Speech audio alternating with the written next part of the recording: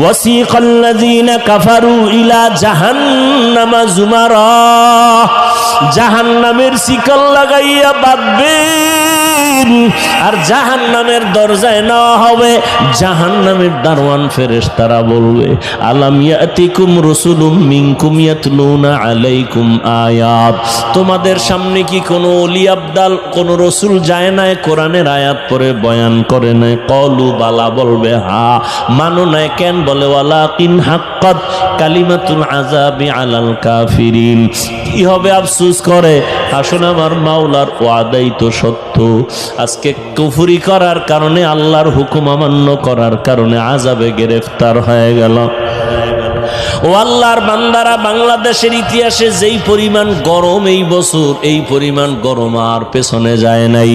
সূর্যটার গরম তুমি সইতে পারো না, মানুষগুলো পাগলের মতো হয়ে যায়।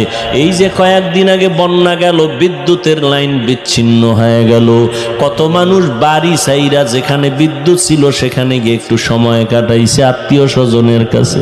ও আল্লাহর বান্দা, গুনাহ নিয়ে যদি কবরে যাও, কিয়ামতের ময়দানে আমার নবী যদি শাফাআত না করে ভাগায়া দেয়, ওই দিন সূর্যের তাপটা যখন শুরু হয়ে যাবে, মাথার মগজগুলো ভাতের মারের মতো ফুটতে থাকবে, পায়খানার রাস্তা দিয়ে পেটের নাড়ি ভুঁড়িগুলো পড়ে যাবে, আর মানুষগুলো বেহুশায় বেকারার হয়ে বলবে পানি।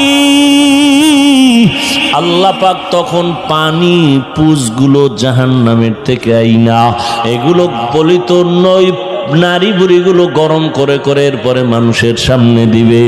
আম্মাজান আয়েশাও কাঁদতেছেন, রহমতের নবীও কান্না করতেছেন জাহান্নামের আযাবের ভয়ে।